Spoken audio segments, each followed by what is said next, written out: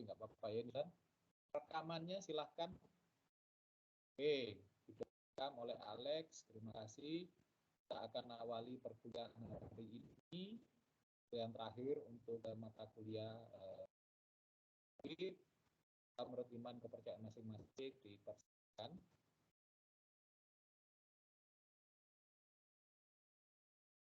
Terima kasih.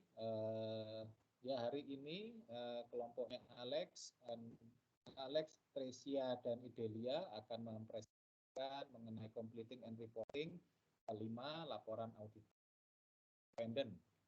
Ya, sesinya tentu saja dari kelompok dan diskusi, dan pada akhir silahkan kepada silahkan pada kelompok untuk melakukan presentasinya. Silakan. Ya, terima kasih Pak Daniel atas kesempatan yang diberikan. Selamat siang Pak Daniel dan teman-teman sekalian. Kami dari kelompok 14 akan mempresentasikan completing and reporting 5 laporan auditor independen final. Kelompok 14 terdiri dari saya sendiri, Alex Kristiandim, kemudian ada Tresia Cynthia Handayani, lalu ada Idelia Kristi. Next. Auditor independen. Audit merupakan suatu proses pemeriksaan penelusuran terhadap suatu kondisi dan kinerja suatu entitas melalui laporan keuangan. Proses audit dapat mengurangi ketidakseimbangan yang terjadi antara manajemen maupun pemegang saham. Orang yang melakukan proses audit disebut sebagai auditor. Pada umumnya, auditor yang melayani jasa audit untuk masyarakat independen. Auditor independen merupakan anggota dari suatu kantor akuntan publik yang bekerja secara eksternal untuk melayani masyarakat publik yang sedang membutuhkan jasa audit. Audit independen tidak boleh dipengaruhi oleh pihak luar atau pihak manapun, sehingga seorang auditor harus bekerja secara independen dan dapat menghasilkan laporan auditor independen final yang tidak terdapat unsur rekayasa. Artinya laporan tersebut disajikan secara transparan dan sesuai dengan kenyataan yang sebenarnya terjadi. Seorang auditor harus bekerja dengan mengikuti kode etik yang telah ditetapkan, yaitu seorang auditor harus bekerja secara integritas, objektivitas, maupun menjaga kerahasiaan, berkompeten, akuntabel, dan profesional. Dengan mengikuti kode etik tersebut diharapkan dapat memberikan hasil laporan auditor independen final yang dapat terjamin keakuratan informasinya, serta dapat memberikan opini auditor yang sesuai dengan tingkat kewajaran.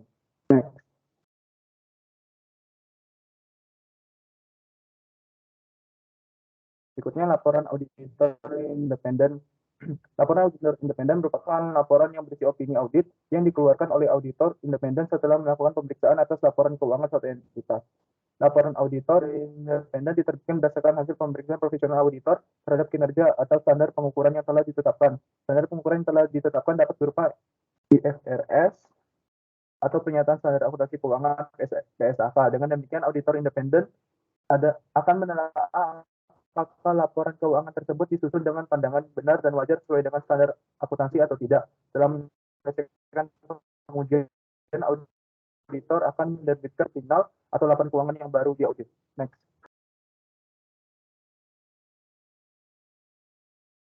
Berikutnya, fungsi laporan auditor independen.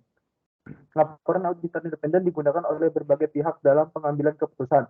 Pihak-pihak tersebut yaitu pemangku kepentingan, manajemen entitas, dewan direksi, pemegang saham, investor, dan pemerintah, bank, dan pada umumnya laporan auditor independen dikeluarkan untuk mencakup laporan keuangan selama 12 bulan. Jadi berbagai pihak pengambilan keputusan, laporan auditor independen dapat berfungsi sebagai berikut.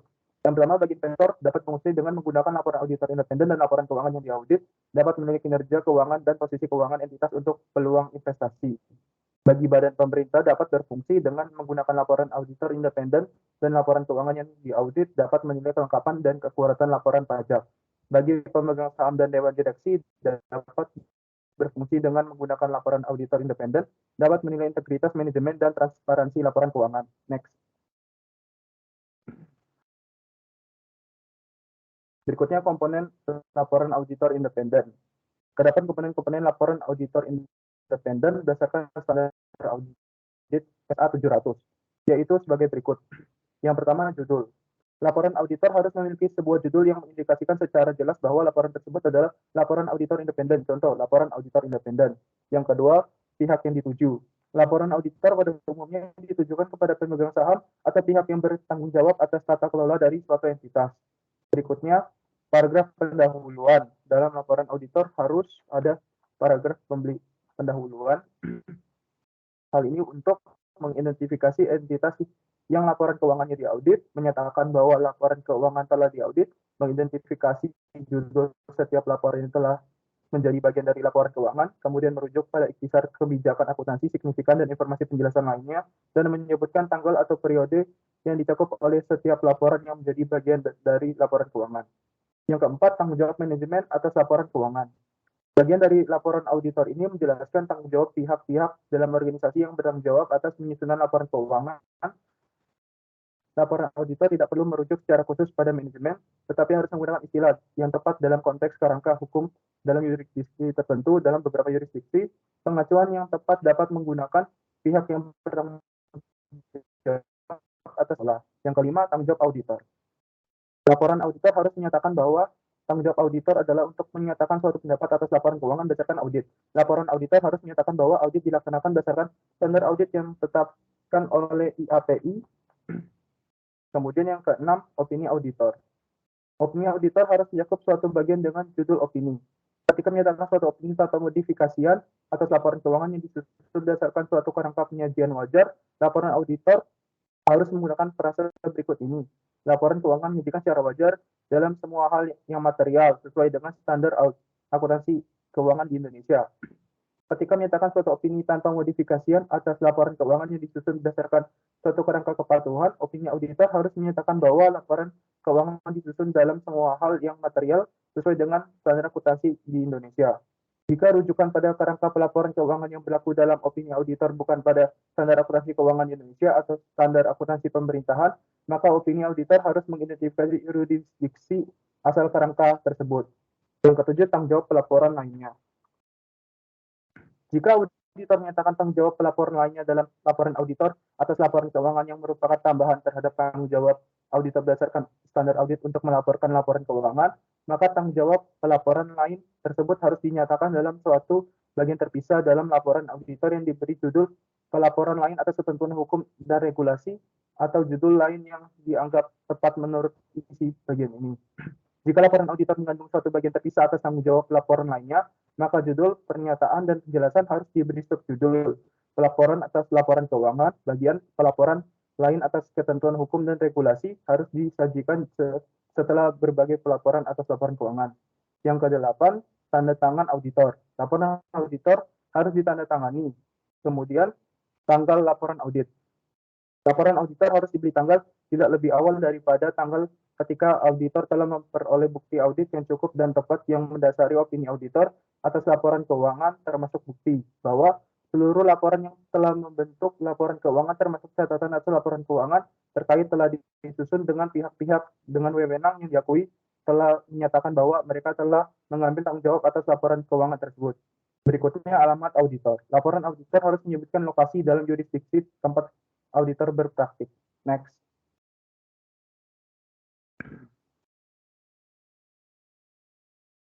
Berikut ini bentuk laporan auditor independen.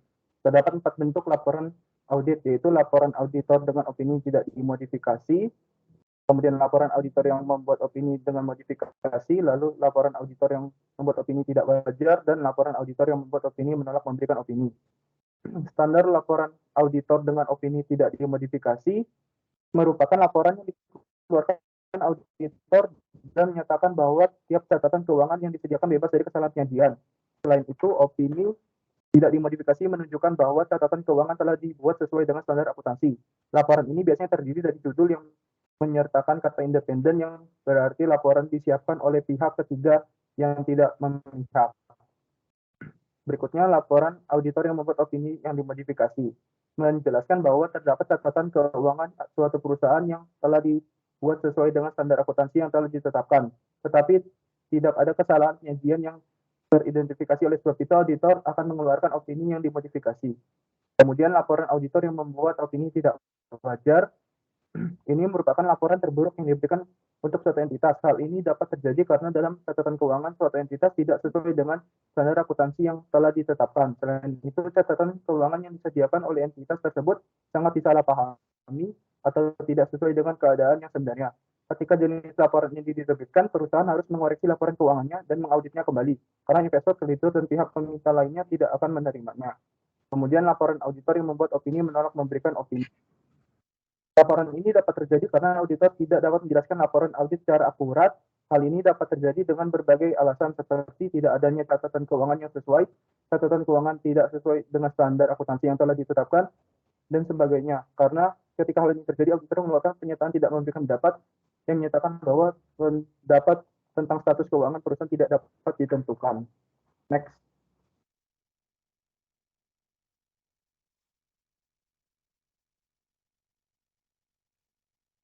Berikutnya akan dijelaskan oleh rekan saya. Baik, selanjutnya ada paragraf opini dan tanggung jawab auditor.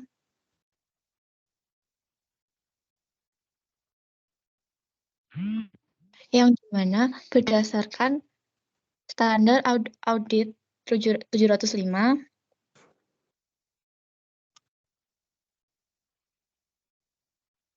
terdapat 3 paragraf opini dan tanggung jawab auditor atau opini yang dimodifikasi.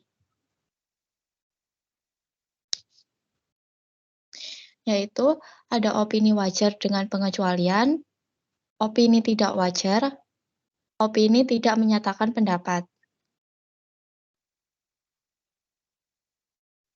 Opini wajar dengan pengecualian, auditor harus menyatakan opini wajar dengan pengecualian ketika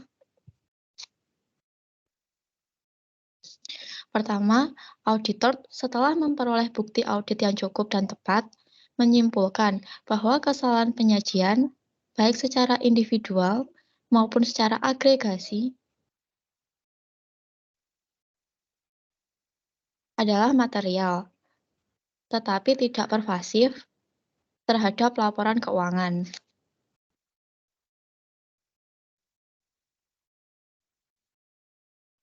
Yang kedua, auditor tidak dapat memperoleh bukti audit yang cukup dan tepat yang mendasari opini. Tetapi, auditor menyimpulkan bahwa kemungkinan dampak kesalahan penyajian yang tidak terdeteksi terhadap laporan keuangan, jika ada, dapat bersifat material tetapi tidak pervasif. Selanjutnya, untuk opini tidak wajar,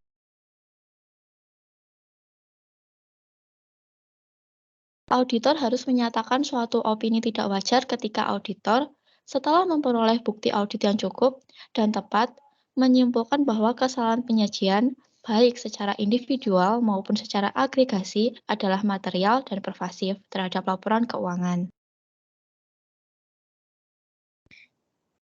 Selanjutnya, opini tidak menyatakan pendapat. Auditor tidak boleh menyatakan pendapat ketika auditor tidak dapat memperoleh bukti audit yang cukup dan tepat yang mendasari opini. Dan auditor menyimpulkan bahwa kemungkinan dampak kesalahan penyajian yang tidak terdeteksi terhadap laporan keuangan, jika ada, dapat bersifat material dan pervasif.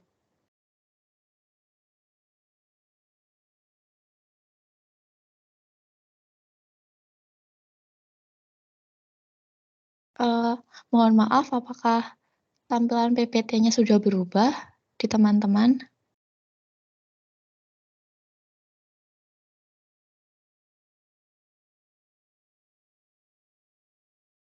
Belum.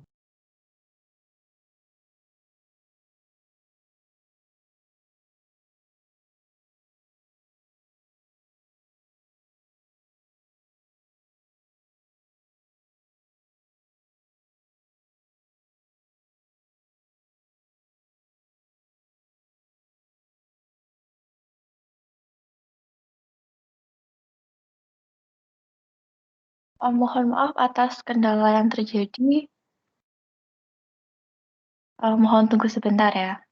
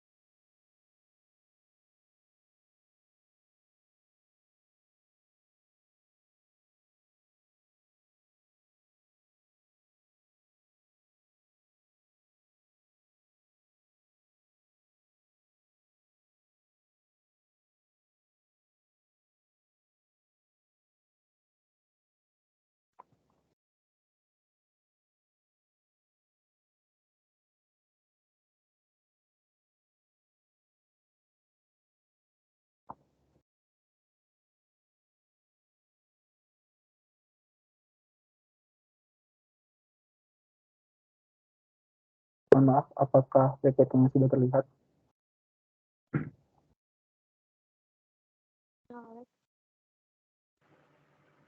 Oke, bisa dilanjutkan.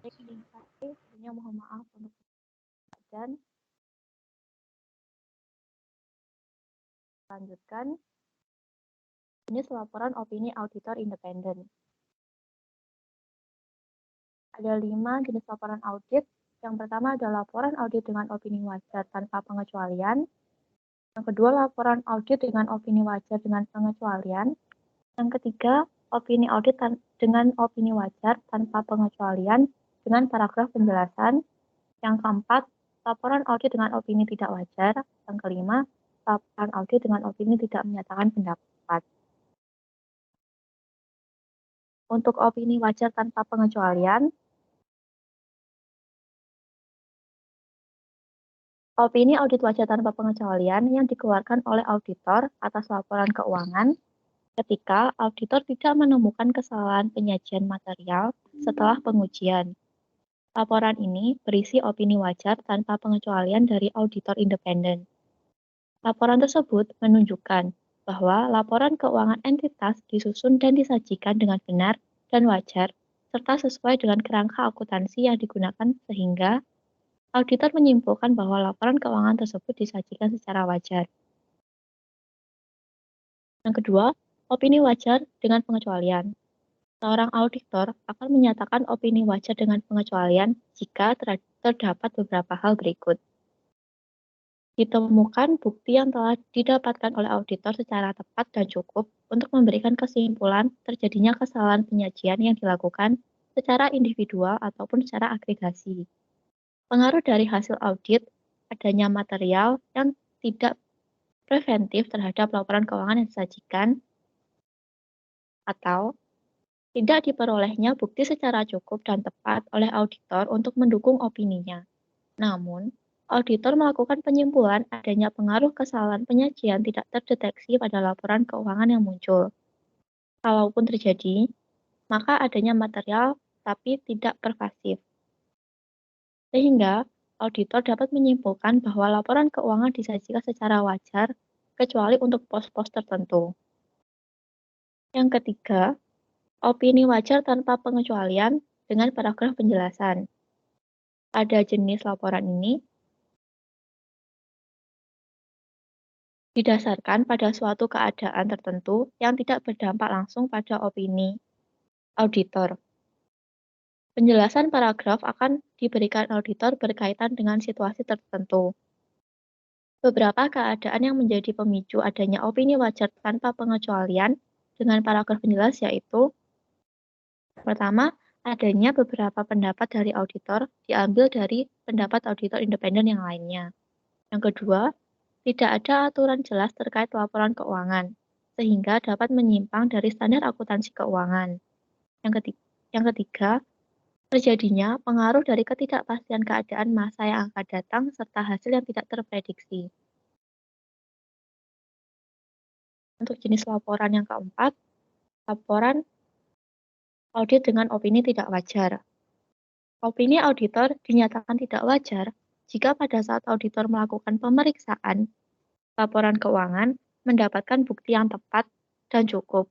Selanjutnya, auditor akan menyimpulkan adanya kesalahan yang terjadi pada laporan keuangan seperti kesalahan penyajian. Kesalahan penyajian dapat terjadi karena individual atau secara agregasi yang merupakan material serta pervasif dihadapkan pada laporan keuangan. Pervasif berarti bahwa adanya kesalahan yang berdampak kemanapun serta mendalam, sehingga terkait opini tidak wajar dapat disimpulkan bahwa laporan keuangan tidak disajikan secara wajar. Untuk jenis yang kelima, opini tidak menyatakan pendapat. Pada opini tidak menyatakan pendapat, seorang auditor tidak akan melakukan penyimpulan terhadap pengaruh penyajian kesalahan material yang tidak terdeteksi pada laporan keuangan. Namun, jika ada, tentu bersifat preventif dan material. Ketika ruang lingkup audit terbatas, seorang auditor tentu tidak akan melakukan pemeriksaan berdasarkan standar audit yang sudah ditetapkan. Maka terjadilah opini tidak menyatakan pendapat. Selanjutnya,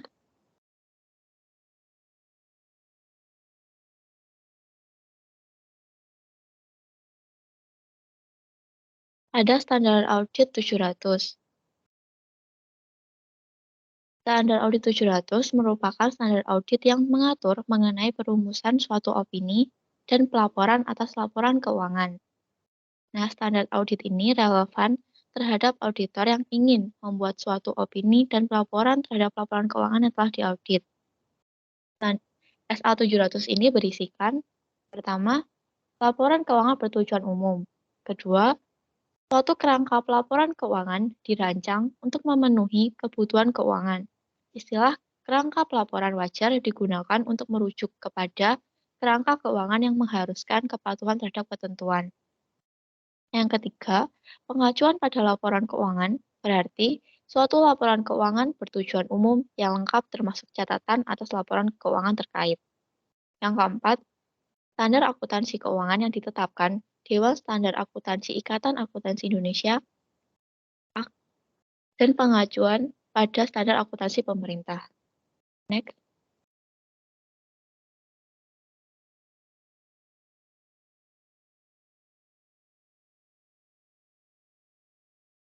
Selanjutnya, ruang lingkup SA 700. Standar audit mengatur tanggung jawab auditor dalam merumuskan suatu opini atas laporan keuangan dan mengatur bentuk dan isi laporan auditor yang diterbitkan sebagai hasil suatu audit atas laporan keuangan. Yang kedua, SA 705 dan SA 706 mengatur bagaimana bentuk dan isi laporan auditor dipengaruhi ketika auditor menyatukan suatu opini, modifikasi atau menyantumkan suatu paragraf penekanan atau paragraf lain dalam laporan auditor. Ketiga, standar audit ini ditulis dalam konteks laporan keuangan bertujuan umum yang lengkap. Yang keempat, standar audit ini mendorong konsistensi dalam laporan auditor. Selanjutnya,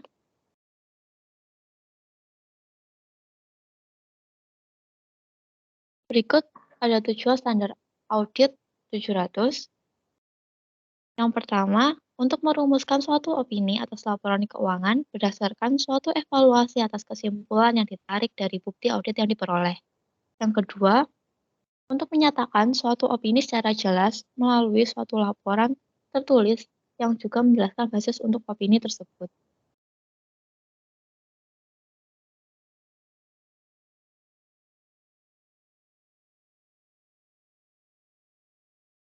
Selanjutnya, ada opini auditor. Berdasarkan SA 700 terdapat ketentuan dalam penyampaian opini auditor, yaitu ketika menyatakan opini tanpa modifikasi atas laporan keuangan dalam semua hal yang material harus sesuai dengan standar akuntansi keuangan di Indonesia. Yang kedua, jika bukan, maka harus mengidentifikasi yurisdiksi asal kerangka tersebut.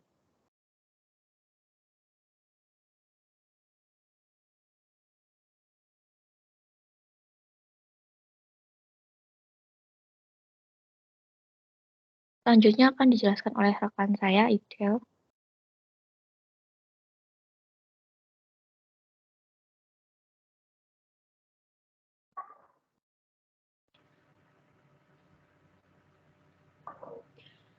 Ya, selanjutnya ada standar audit SA 705. Definisi dari standar audit SA 705 merupakan standar audit yang mengatur mengenai modifikasi terhadap opini dalam laporan auditor independen. Standar audit ini sangat relevan digunakan untuk opini auditor yang dimodifikasi, yaitu opini wajar dengan pengecualian, opini tidak wajar, dan opini tidak memberikan pendapat. Standar audit SA 705 mempunyai istilah-istilah. Yang pertama itu ada pervasif, dan yang kedua ada opini modifikasi. Next. Ruang lingkup standar audit SA 705 mencakup ruang lingkup untuk mengatur tanggung jawab auditor untuk menerbitkan suatu laporan yang tepat dalam kondisi ketika dalam merumuskan suatu opini berdasarkan standar audit SA 700. Auditor menyimpulkan bahwa modifikasi terhadap opini auditor atas laporan keuangan diperlukan. Next.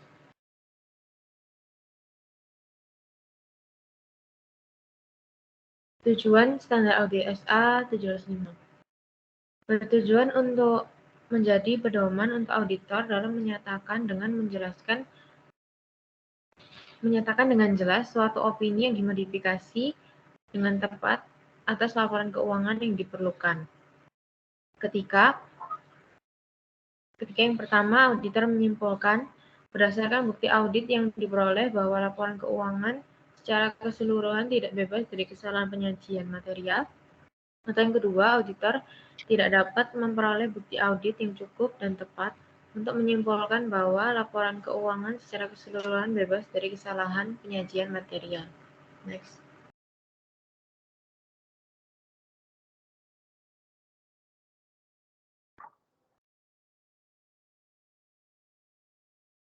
Selanjutnya ada standar audit SA 706, merupakan standar audit yang mengatur mengenai paragraf penekanan suatu hal dan paragraf hal lain dalam laporan auditor independen. Standar audit ini relevan digunakan untuk laporan audit yang menambahkan paragraf penekanan suatu hal atau hal lain. Standar audit SA 706 mempunyai istilah-istilah, yaitu yang pertama, paragraf penekanan suatu hal. Maksudnya, suatu paragraf yang tercantum dalam laporan auditor yang mengacu pada suatu hal yang telah disajikan atau diungkapkan dengan tepat dalam laporan keuangan yang menurut pertimbangan auditor sedemikian penting bahwa hal tersebut adalah fundamental bagi pemahaman pengguna laporan keuangan atas laporan keuangan. Yang kedua, paragraf lain yang dimaksud suatu paragraf yang tercantum dalam laporan auditor yang mengacu pada suatu hal lain yang telah disajikan atau diungkapkan dalam laporan keuangan yang menurut pertimbangan auditor relevan bagi pemahaman pengguna laporan keuangan atas audit, tanggung jawab auditor, atau laporan auditor. Next.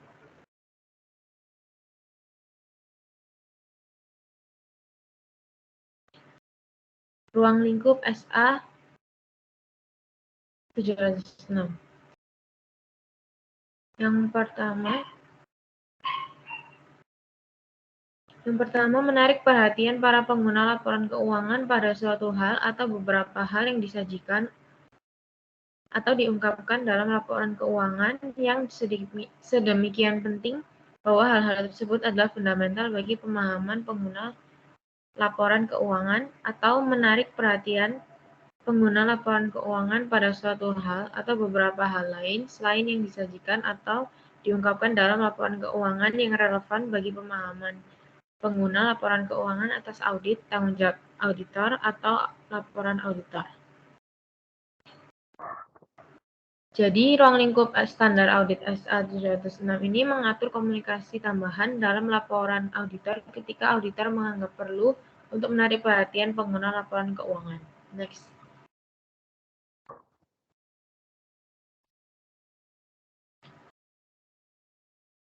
Tujuan SA 706. Standar audit 706 bertujuan untuk menjadi pedoman untuk auditor setelah merumuskan suatu opini atas laporan keuangan, adalah untuk menarik perhatian pengguna laporan keuangan ketika menurut auditor hal tersebut perlu dilakukan melalui komunikasi tambahan yang jelas dalam laporan auditor. Atas hal yang pertama, meskipun telah disajikan atau diungkapkan dalam laporan keuangan dengan tepat, yang sedemikian penting bahwa hal tersebut adalah fundamental bagi pemahaman pengguna laporan keuangan atas laporan keuangan, atau jika relevan, hal-hal lain yang relevan bagi pemahaman pengguna laporan keuangan atas audit, tanggung jawab auditor, atau laporan auditor. Next.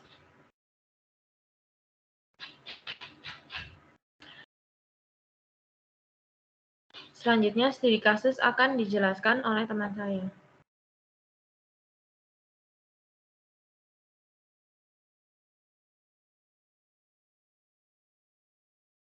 Baik, untuk Studi kasusnya adalah laporan auditor independen dan laporan keuangan final pada PT Kertas Makmur. Kantor Akuntan Publik Agus Ari dan Trianto menerima tawaran untuk melakukan proses audit pada perusahaan PT Kertas Makmur untuk laporan keuangan periode tahun 2018. Nah, dalam proses audit, salah satu langkah pada tahap proses completing and reporting menghendaki auditor untuk menentukan laporan auditor independen dan laporan keuangan final. Selama proses audit ini, KAP Agus Ari dan Trianto akan menggunakan software Atlas versi Microsoft Excel sebagai alat pengerjaan dalam melakukan proses audit. Dengan demikian, maka KAP akan menggunakan software Atlas. Berikut nanti akan ada langkah-langkah yang tepat dalam melakukan tahap pembuatan laporan auditor independen dan laporan keuangan final pada software Atlas.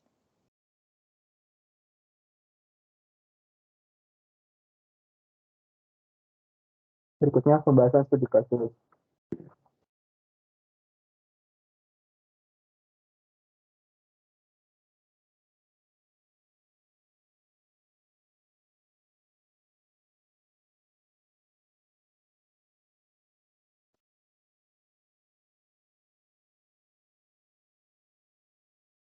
Apakah share atlasnya sudah terlihat?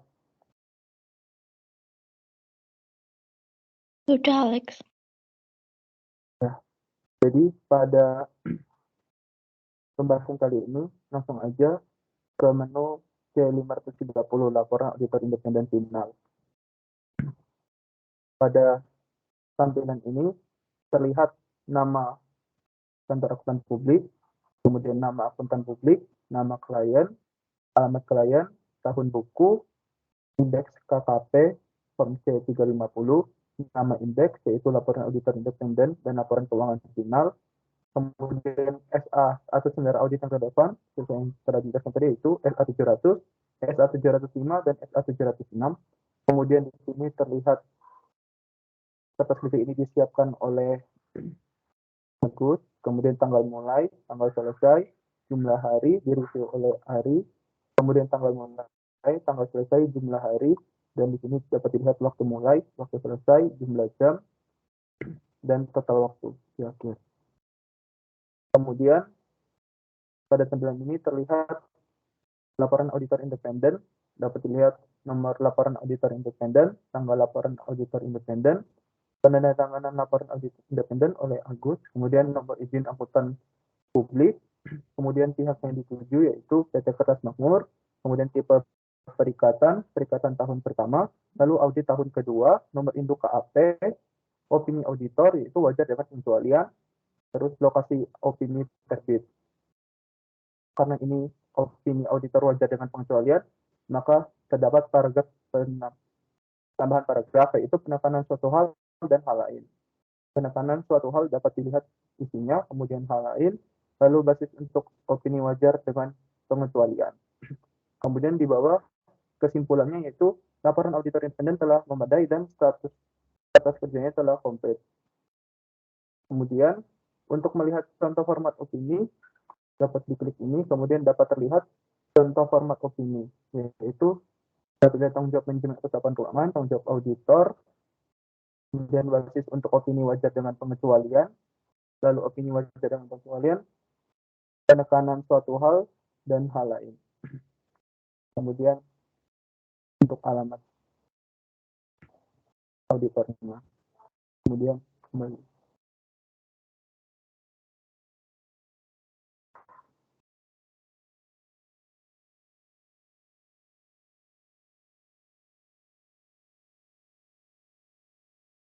Berikutnya akan dijelaskan oleh Ijul.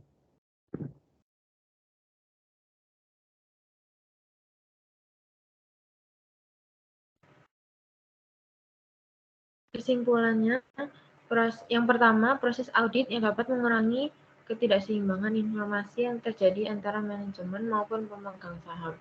Auditor harus bekerja secara independen agar dapat menghasilkan hasil pemeriksaan yang valid terhadap laporan keuangan. Kedua, dalam memeriksa laporan keuangan dan menghasilkan laporan auditor independen final, seorang auditor akan memberikan opini auditor. Yang ketiga, dalam melakukan proses audit untuk menghasilkan laporan auditor independen final, terdapat standar audit yang relevan untuk digunakan. Standar audit tersebut yaitu SA700, SA705, dan SA706. Standar audit tersebut relevan untuk digunakan karena dalam SA700 membahas mengenai perumusan suatu opini dan pelaporan atas laporan keuangan, kemudian SA705 membahas modifikasi terhadap opini dalam laporan auditor independen, serta SA706 yang membahas mengenai paragraf penekanan suatu hal dan paragraf lain dalam laporan auditor independen. Dengan demikian, dalam proses pembuatan laporan auditor independen final dapat terbantu dengan adanya standar audit yang relevan, sehingga dapat menghasilkan opini audit yang sesuai dengan keadaan yang sebenarnya. Next. Nah, presentasi dari kelompok kami. Berikutnya, kelompok akan membuka 3 sesi tanya jawab. Bagi yang ingin bertanya, silakan raise hand. Terima kasih.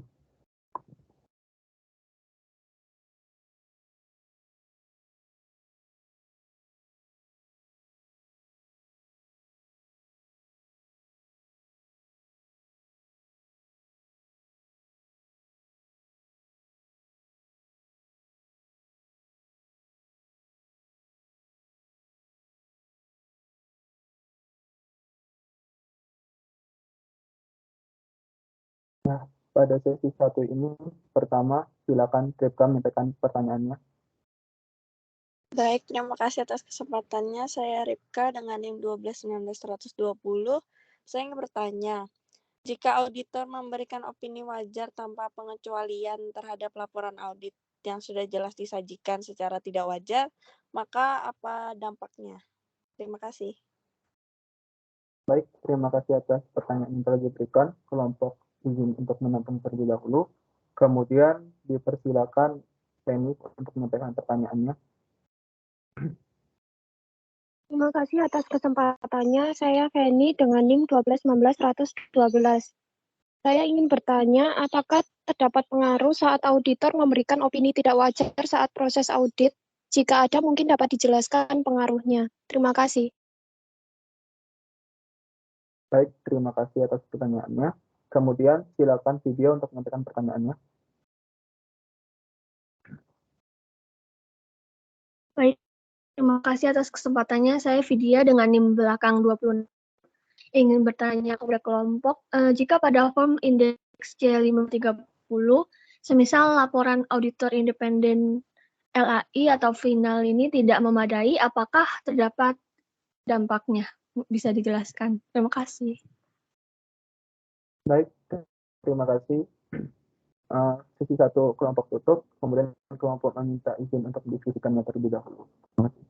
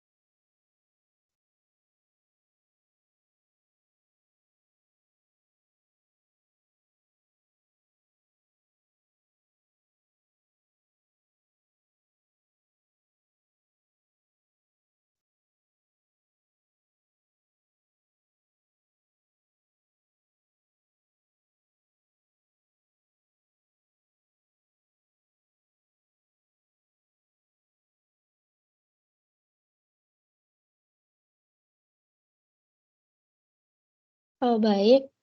Di sini saya akan menjawab pertanyaan dari Ripka. Apabila seorang auditor memberikan opini wajar tanpa pengecualian terhadap laporan audit yang sudah jelas disajikan secara tidak wajar, apabila hal itu terjadi, maka para pengambil keputusan mendapatkan informasi yang tidak akurat, sehingga dapat mengambil keputusan yang salah terhadap entitas tersebut. Selanjutnya, auditor atau KAP tentu akan mendapatkan sanksi karena telah memberikan informasi laporan audit yang tidak sesuai, sehingga laporan audit tersebut tidak menjadi laporan yang independen. Sanksi tersebut dapat berupa denda administrasi, pembekuan izin, serta pencabutan izin untuk melakukan proses audit. Bagaimana, Saudari Ripka?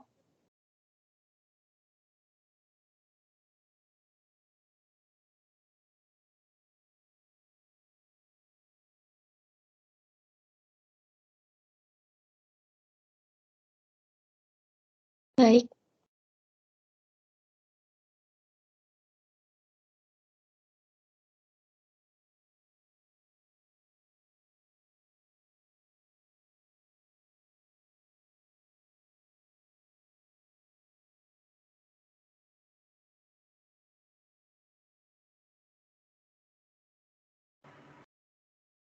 Ya, saya akan menjawab pertanyaan dari Feni yang menanyakan apakah terdapat pengaruh saat auditor memberikan opini tidak wajar saat proses audit.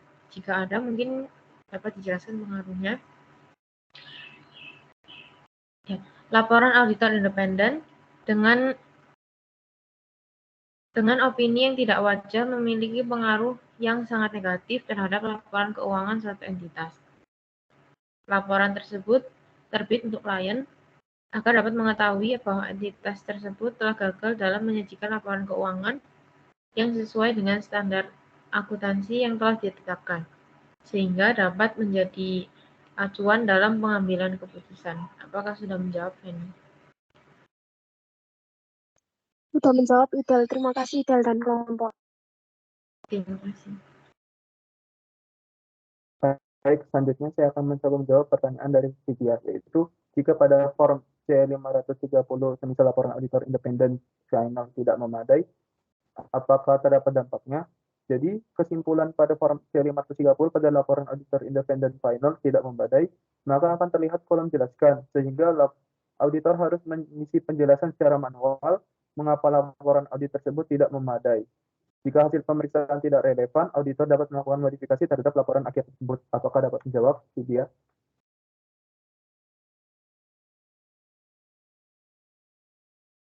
Baik, terima kasih Alex dan kelompok. Baik, terima kasih. Kemudian sesi 1 telah selesai. Selanjutnya sesi 2, penanya pertama dipersilakan Novia menyampaikan pertanyaannya. Baik, terima kasih atas kesempatan yang telah diberikan. Saya Novia Putri dengan NIM belakang 17. Saya mau bertanya, apakah ada hubungan dari standar audit 700, 705, sama 706 sama laporan auditor independen? Terima kasih. Baik, terima kasih. Kemudian selanjutnya dipersilakan Vela menyampaikan pertanyaannya. Baik, terima kasih atas kesempatan yang diberikan. Saya Valentitan dengan NIM 1219125 ini bertanya kepada kelompok. Modifikasi terhadap opini audit dalam laporan auditor independen itu dilakukan oleh auditor dalam kondisi seperti apa ya? Bisa dijelaskan mungkin? Terima kasih. Baik, terima kasih atas pertanyaannya. Kemudian dipersilakan Yohan menyampaikan pertanyaannya. Terima kasih untuk kesempatannya. Saya Yohan dengan NIM belakang 41 izin bertanya. Pada saat auditor melakukan modifikasi terhadap suatu laporan, apakah kegiatan tersebut dilakukan secara bersama dengan kliennya atau tidak? Terima kasih. Baik, terima kasih. Kemudian sesi 2 kelompok tutup, kelompok meminta izin untuk mendiskusikannya terlebih dahulu. Terima kasih.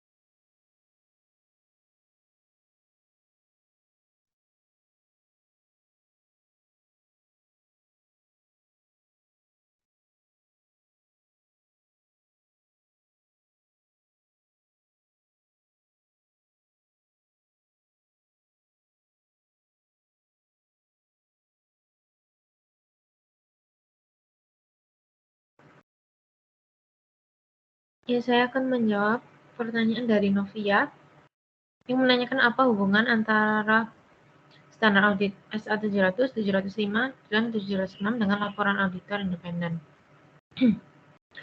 Hubungan standar audit SA 700, SA 705, dan SA 706 dengan laporan auditor independen yaitu dalam standar audit tersebut dijelaskan pedoman auditor dalam memberikan opini dalam pelaksanaan audit.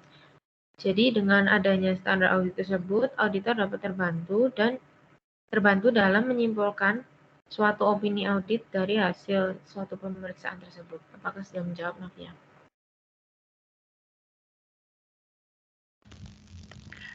Sudah, kelompok. Terima kasih. Iya, sama-sama. Baik, selanjutnya saya akan mencoba menjawab pertanyaan dari Helen, yaitu modifikasi terhadap opini audit dan laporan auditor independen dilakukan oleh auditor jika dalam kondisi seperti apa. Jadi modifikasi dilakukan dalam kondisi jika auditor dapat pemeriksaan menyimpulkan suatu laporan keuangan secara keseluruhan tidak bebas dari salah saji material atau auditor tidak mampu memperoleh bukti yang cukup untuk menyimpulkan bahwa laporan keuangan tersebut bebas dari salah saji material sehingga auditor harus melakukan modifikasi. Apakah dapat menjawab, Helen? Baik, sudah menjawab Alex. Terima kasih kelompok Alex. Baik, terima kasih. Selanjutnya akan dicoba jawab oleh Trevi. Baik, di sini saya akan mencoba menjawab pertanyaan dari Yohan. Dalam melakukan modifikasi terhadap suatu laporan, menurut standar audit 705, dijelaskan bahwa auditor tetap harus melakukan modifikasi bersama klien terhadap suatu laporan, walaupun sudah tidak melakukan review mengenai laporan auditor independen, tetapi tetap harus berdiskusi bersama klien dalam melakukan suatu modifikasi. Bagaimana, Yohan? Baik, sudah menjawab. Terima kasih kelompok. Baik, sama-sama. Baik, kemudian sesi 3 untuk penanya pertamanya dipersilakan Sandra menyampaikan pertanyaannya. Baik, terima kasih atas kesempatannya. Saya Chandra Ayu dengan NIM terakhir 22. Di sini saya ingin bertanya, misal komponen dalam laporan auditor independen itu nggak lengkap ya, terus itu apa masih bisa tetap dikatakan laporan auditor yang independen? Terima kasih. Baik, terima kasih. Kemudian dipersilakan Devina untuk menyampaikan pertanyaannya. Terima kasih atas kesempatan diberikan. Nama saya Devina Damara dengan NIM terakhir 30. Saya ingin bertanya, dalam opini auditor dijelaskan bahwa laporan keuangan harus disusun berdasarkan kerangka penyajian wajar. Jadi bagaimana jika kerangka penyajian tidak sesuai? Terima kasih kelompok. Baik, terima kasih atas pertanyaannya. Kemudian dipersilakan Angela menyampaikan pertanyaannya. Baik, terima kasih untuk kesempatannya. Saya Angela Margareta dengan NIM belakang 04. Izin bertanya, apakah terdapat tolak ukur yang digunakan ketika menilai tanggung jawab auditor dalam menyusun opini audit? Terima kasih. Baik, terima kasih. Kemudian dipersilakan Andi untuk menyampaikan pertanyaannya.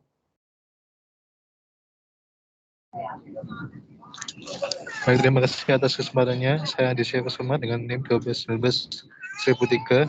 Ingin bertanya pada kelompok dalam form C530 tentang laporan auditor independen dan laporan keuangan final. Jika informasi mengenai status KKP tidak komplit, maka apa yang akan terjadi? Terima kasih. Baik, kelompok meminta waktu untuk mendiskusikannya terlebih dahulu. Terima kasih.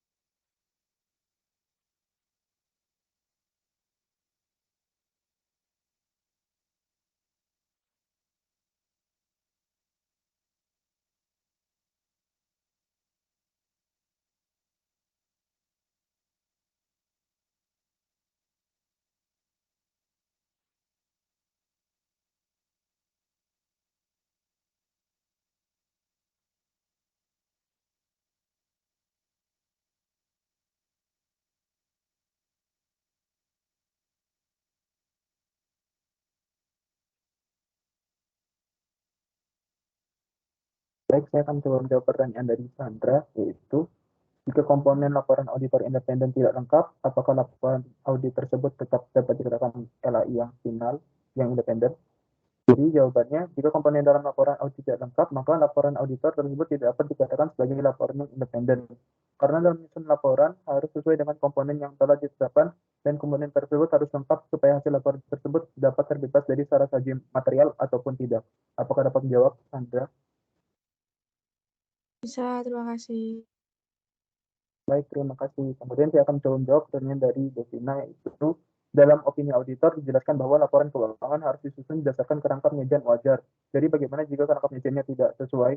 Jadi jika kerangka penyajian tidak sesuai, maka opini auditor harus diidentifikasi yurisdiksi asal kerangka tersebut. Jadi kerangka penyajian tersebut akan ditelusuri kembali asal proses penyajiannya. Apakah dapat menjawab, Devina? Sudah menjawab, terima kasih kelompok. Baik, terima kasih. Kemudian pertanyaan berikutnya akan dicoba jawab oleh Fidel.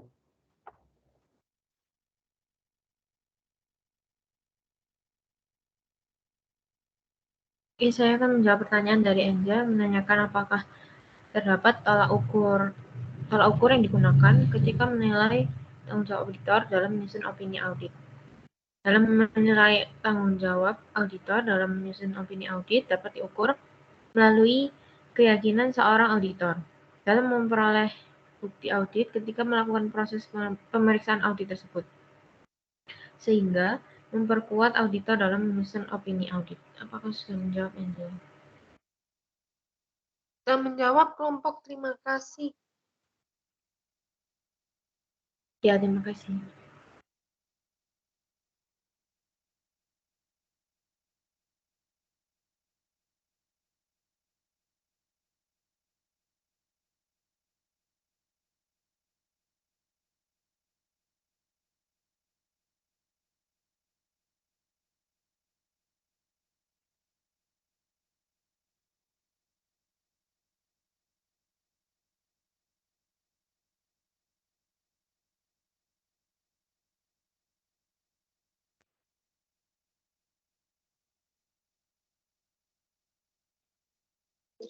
Baik, di sini saya akan menjawab pertanyaan dari Andi.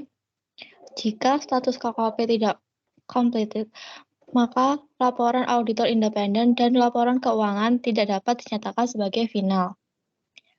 Sehingga harus melakukan pemeriksaan penelusuran kembali agar memperoleh bukti yang kuat sehingga laporan tersebut dapat memperoleh simpulan opini audit yang tepat dan dapat dinyatakan sebagai laporan yang bersifat final. Bagaimana, Andi? Baik, sudah menjawab. Terima kasih kelompok. Baik, sama-sama. Saya kembalikan ke Alex. Baik, karena sesi tanya jawab telah selesai, maka selanjutnya kelompok kembalikan ke Pak Daniel. Terima kasih atas kesempatan yang diberikan. Maaf jika terdapat kesalahan. Silakan, Pak. Ya, terima kasih. Presentasi yang baik ya untuk mengakhiri kita, bagaimana kemudian audit dengan menyajikan laporan audit independen final ya, yang akhir, jadi yang sudah yang akan diserahkan kepada stakeholder ya, bukan hanya pada manajemen dan hanya kepada PCWG, komisaris, tapi itu nanti akan public linen itu bisa saja disajikan di website, tetapi tentu saja yang paling ideal, yang paling afdol itu kalau sudah disajikan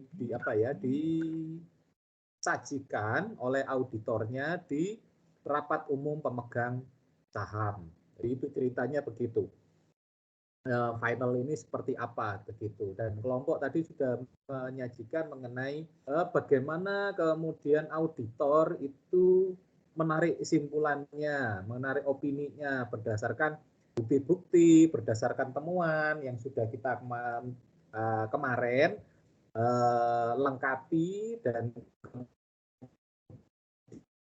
kemudian dibuat memorandumnya, tapi bagaimana penyajiannya. Dan ternyata kemudian laporan keuangan yang tanpa modifikasian, ya, opininya gitu ya, tanpa modifikasian atau dengan modifikasi. Jadi dua.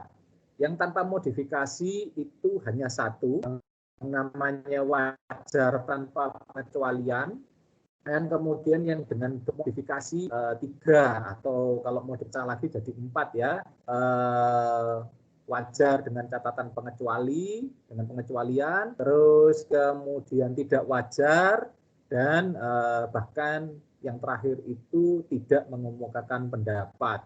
Nah, itu juga sudah disajikan oleh ini. Nah, kemudian tentu saja ya itu hasilnya final itu adalah opini, dan kemudian hal-hal yang menjadi temuan ya di dalamnya itu manajemen letter ya kemarin kita sudah bicarakan, terus kemudian temuan-temuan audit dan hal-hal yang lain sampai laporan keuangan auditannya. Jadi laporan keuangan auditan itu apakah tanpa modifikasi atau dengan modifikasi itu sudah yang membuat versi, artinya laporan keuangan auditan itu adalah laporan keuangan versi akuntan publik. Nah, ini yang biasanya lebih dipercaya oleh siapapun dari pihak luar ya, investor, kreditor, atau siapapun yang menggunakan laporan keuangan. Apa yang unaudited atau yang non-auditan itu tidak terlalu dipercaya karena buatannya manajemen, tentu saja di dalamnya ada tendensi tertentu, ada kecenderungan tertentu yang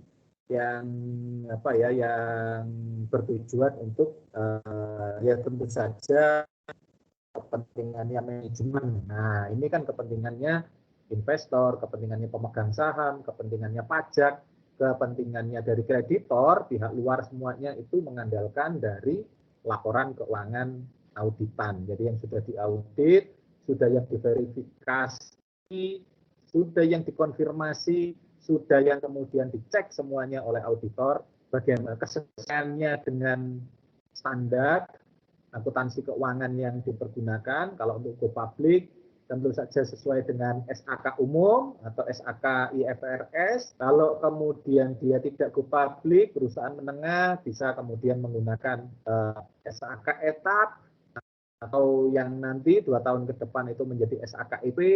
Dan kemudian kalau yang kecil, perusahaan yang kecil-kecil, yang mikro, kecil, dan yang menengah, itu yang sesuai dengan undang-undang UMKM, itu menggunakan SAK EMKM. Nah, itu yang harus dipastikan oleh auditor untuk disajikan. Nah, kemudian ada banyak pertanyaan tentu saja dari kawan-kawan yang bagaimana sebenarnya tidak wajar, tapi kok auditornya menyajikannya wajar, bahkan tanpa pengecualian gitu ya. Nah, artinya bahwa kemudian auditornya mengikuti yang namanya opinion shopping. Jadi apa yang diinginkan oleh klien, oleh auditi, kemudian dia turuti, padahal sebenarnya ya laporan keuangannya nggak wajar, laporan keuangannya nggak layak gitu ya. Tidak sesuai standar, tidak konsisten, bahkan mungkin ada salah, bahkan ada fraud kemungkinan, tetapi dituruti saja. Ya, karena apa? Opinion shopping ya, butuh pekerjaan, dalam artian auditor ini nggak terlalu laku sehingga dia mengikuti apa kata maunya auditinya. Tentu saja kalau kemudian sampai pengguna laporan keuangan itu tahu, kreditor, investor, ya, pemerintah atau siapapun yang menggunakan ternyata tahu. Nah, kemudian apa yang terjadi? Bisa saja KAP-nya itu dituntut. Karena apa? Karena adanya misstatement, ada penyajian yang salah yang dilakukan oleh auditor. Nah, tentu saja Pak urusannya dengan Undang-Undang Nomor 11 ya, Undang-Undang tentang pasar modal, Undang-Undang pasar modal, Undang-Undang tentang akuntan publik. Nah, di situ ada klausul-klausulnya. Kalau ternyata dia melakukan salah dalam hal menginformasikan, bukan karena tidak tahu, tapi karena tahu dan karena sengaja. Itu yang seperti dijelaskan oleh siapa tadi, oleh kelompok, sudah harus ada kemudian apa, kalau dinyatakan bersalah, dia bisa saja dikena sanksi administrasi ya, membayar denda. Dendanya lumayan, jumlahnya miliar-miliaran gitu ya. Atau kemudian dibekukan izinnya, bisa setahun, bisa 2 tahun, tidak bisa melakukan pekerjaannya sebagai auditor eksternal atau auditor independen. Ya, kenapa? Karena dia tidak independen. Namanya auditor independen kok nggak. Bahkan kemudian bisa saja kalau itu fraud, melakukan fraud yang bersama-sama dengan manajemen, bisa saja izinnya bukan hanya dibekukan tapi dicabut.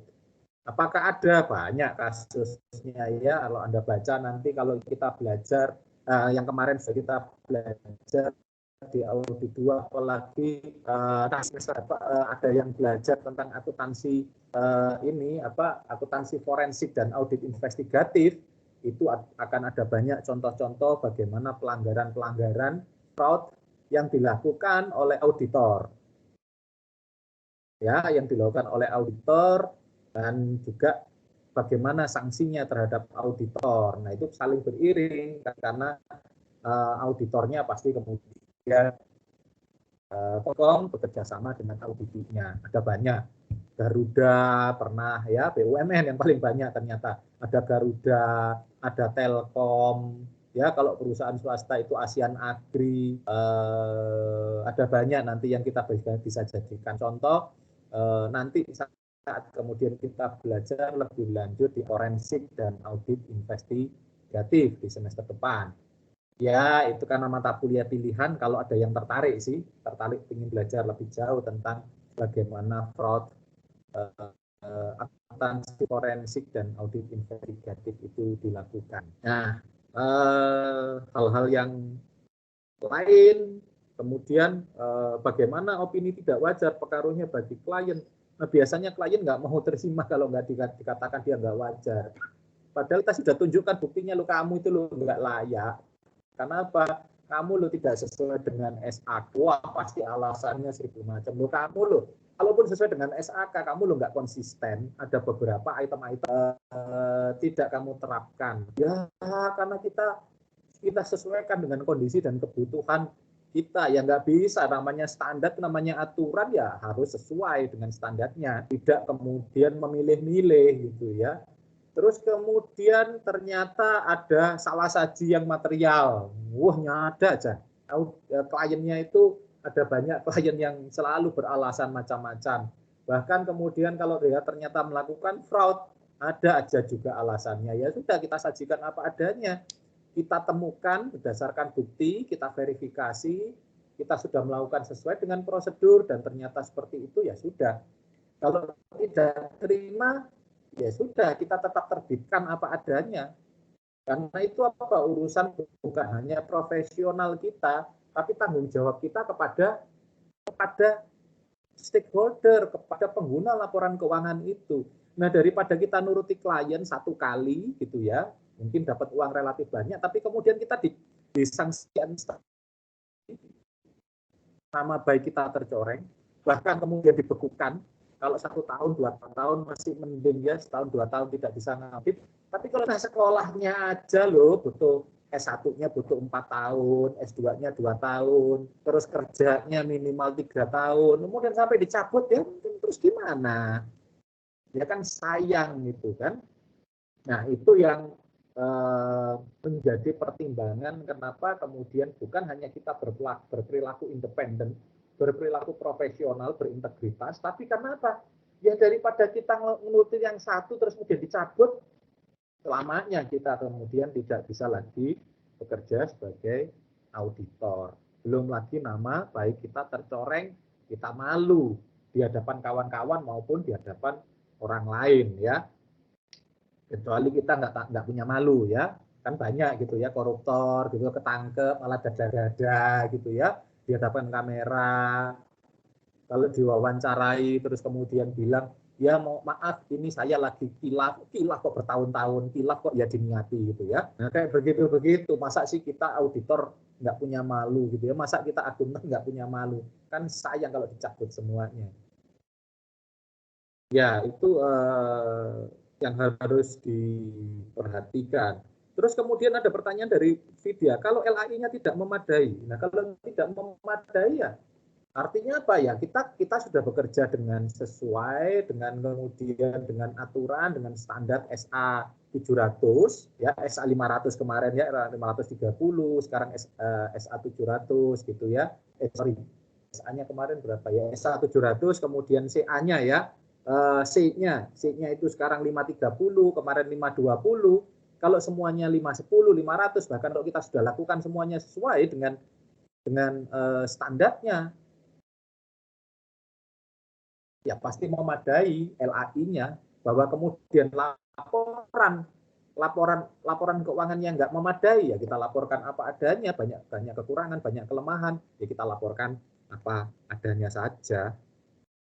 Nah, kemudian ada pertanyaan dari Valen dan Yohan ya, bagaimana modifikasi, tadi sudah dijawab oleh kelompok. Modifikasi itu ya kita sesuaikan dengan standar akuntansi untuk laporan dan pelaporan keuangan yang benar ya, seperti katakanlah kalau kita harus memang melakukan recounting ya hitung ulang ya kita lakukan.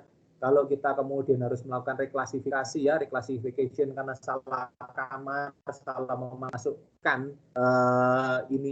transaksinya ke dalam buku besarnya ya kita masukkan, dan kemudian kita susun ulang sesuai dengan kaidah akuntansi yang berlaku umum, dalam hal ini adalah standar akuntansi. Nah, bagaimana? Apakah ini dilakukan oleh auditor sendiri? Ya tidak. Ya kemudian kita konsultasikan dengan auditingnya. Ini loh, saya melakukan reklasifikasi, recountingnya ini, reklasifikasinya ini. Ya tentu saja kan kemudian kliennya tinggal kemudian, oke kami akan lakukan sendiri kalau masih ada waktu. Kalau tidak karena itu temuannya auditor, kami akan lakukan sendiri, sehingga laporan auditing ya ada yang laporan auditan, jadi yang non audit yang sudah laporan aslinya dan kemudian laporan yang disusun oleh auditor. Nah, yang dipakai mana? Yang dipakai itu adalah laporan dari auditor independen ya, LAI, sesuai kemudian laporan keuangan auditan yang ada di LAI. Nah, hal-hal yang lain, bagaimana bukti tidak lengkap ya dilengkapi ya. Dari kan sebelumnya proses-proses sebelumnya kan untuk melengkapi bukti itu. Kalau sekarang kan sudah final kan, sudah mulai dari kemarin memorandum dan hari ini itu sudah laporan LAI-nya harus lengkap.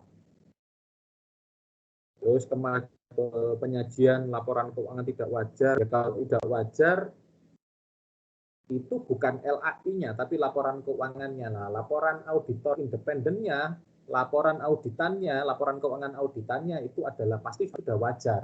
Pasti kemudian disesuaikan dengan standar. Sehingga kalau tidak ada ya memang kita kemudian tulis tidak ada, NA, not available, dan sebagainya. Tapi bahwa kemudian standar dari auditor menyusun pasti adalah standar akuntansi keuangan. Kalau ternyata tidak ada beberapa yang tidak ada, ya kita tulis di situ sebagai kelemahan. Contohnya apa? Contohnya itu imbalan kerja bagi karyawan ternyata tidak ada. Ya sudah kita tulis not available. Itu yang kita laporkan sebagai temuan kita bahwa ternyata audit kita tidak menyusun laporan keuangan sebagaimana seharusnya ya, yang diminta oleh standar, dan beberapa yang lain. Ada dasar hukum dan KKP sudah dijelaskan oleh kelompok dengan baik. Jadi itu ya, menutup itu bagaimana ya, kita menutup kalaupun laporan keuangannya tidak sesuai dengan standar ya kita sesuaikan. Kenapa? Itu perintah dari standar auditornya, perintah dari peraturan dan undang-undang yang lebih tinggi. Kita ada undang-undang akuntan publik, harus menyajikan sebagaimana seharusnya yang diminta profesi kita ya, ada IAI dan IAPI. Nah, itu yang harus kita lakukan sebagai auditor. Kalau ternyata audit tidak bisa menerima, yaitu konsekuensi. Artinya ya kita diskusikan, kita jelaskan. Ternyata kalau dia tidak terima, ya sudah. Kalau ternyata hasilnya tidak sesuai yang diinginkan oleh auditi dan auditi kemudian memutus kontraknya, ya penting kan kita sudah bekerja apa adanya, sudah bekerja sesuai standar yang berlaku untuk kita sebagai auditor dalam hal menyusun laporan keuangan yang valid dan reliable untuk pengguna laporan keuangan. Jadi audit, sekali lagi, audit itu dilakukan untuk kepentingan bagi manajemen, tapi kepentingannya adalah pengguna pada stakeholder yang lebih luas. Demikian pula sebenarnya auditi atau klien itu meminta tenaga kita sebagai auditor, sebenarnya kepentingannya apa? Supaya laporan keuangan yang disajikan itu ya meyakinkan bagi stakeholdernya, supaya apa yang dia buat itu sudahkah sesuai dengan standar akuntansi keuangan, sehingga apa? Dia juga ingin linear auditi ini, maka auditor menyusun laporan keuangannya sesuai dengan standar supaya itu betul-betul wajar dan layak bagi dan tidak menyesatkan bagi pengguna laporan keuangan. Itu intinya fungsi audit dan audit. Oke, mana nanti kalau ada penyimpangan lebih lanjut, bagaimana ada ketidakjelasan, nah di semester depan ingin mendalami audit, silahkan, kita akan ada akuntansi dan bagaimana kalau ada kecurangan, bagaimana kemudian mengantisipasinya, bagaimana kemudian mendeteksinya, bagaimana kemudian melaporkannya, kepada siapa saja kita laporkan, nah itu di semester depan.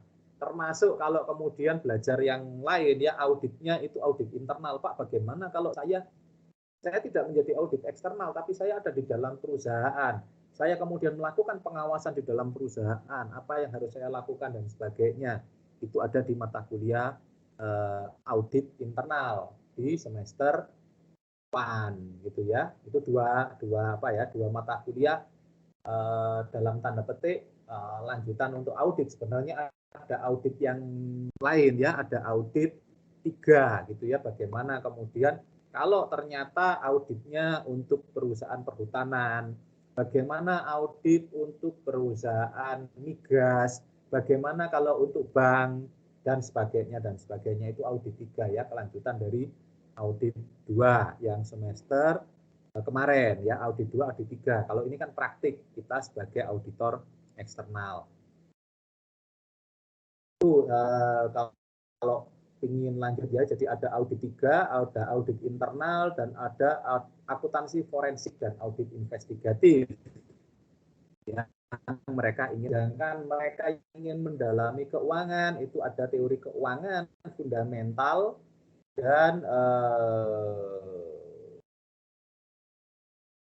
akuntansi keberlanjutan. Ya, bagaimana laporan sesuai dengan GRI, sesuai dengan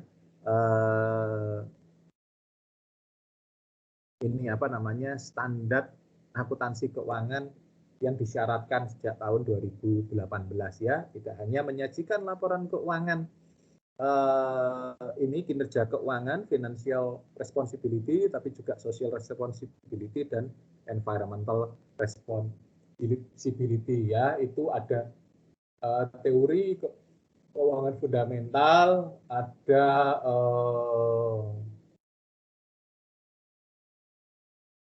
akuntansi keberlanjutan, dan juga ada akuntansi keuangan Indonesia.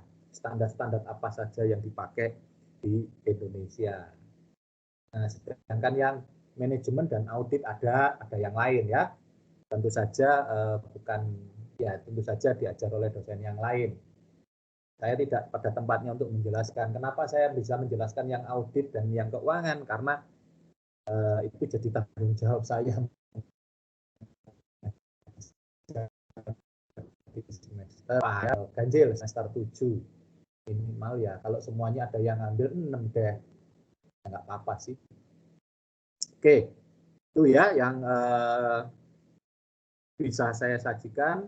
dan nanti kemudian bagaimana ketertarikan Anda, silahkan melanjutkan mengambil mata kuliah pilihan yang dalam tanda petik itu relatif spesialis ya.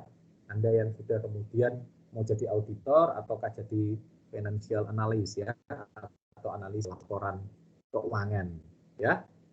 Oke, itu yang bisa saya sajikan sampai hari ini, sampai kali ini. Apakah ada pertanyaan atau ada yang ingin didiskusikan atau hal-hal yang lain yang ingin disampaikan, silahkan.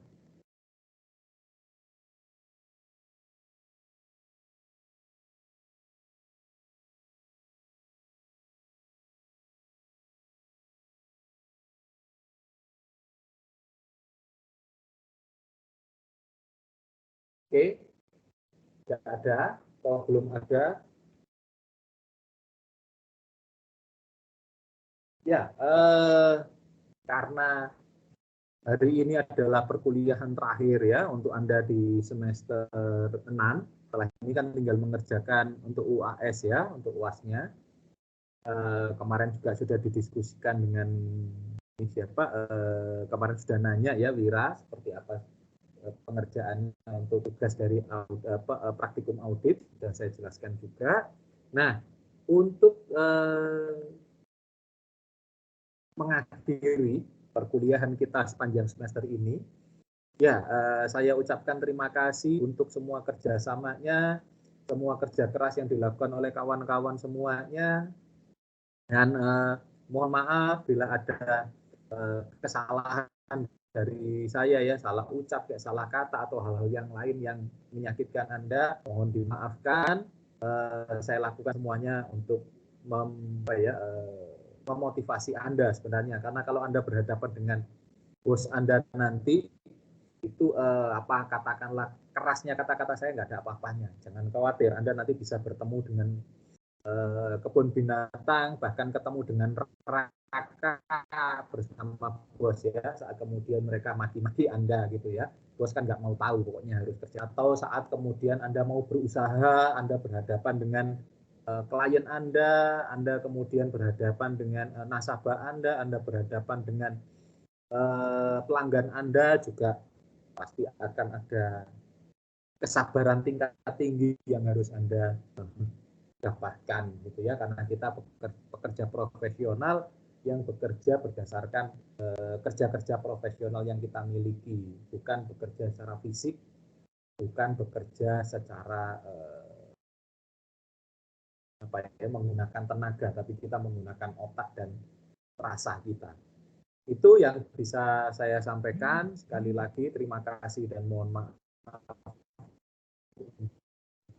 untuk semuanya, dan bisa menyelesaikan di baik semester ini, baik itu yang dari kelas maupun PKL, dan semester depan kita bisa ketemu lagi di mata kuliah yang sama, di mata kuliah yang berbeda, di mata kuliah yang jauh lebih sophisticated, lebih canggih nantinya, dan kemudian sampai kepada penyusunan proposal untuk ujian akhir.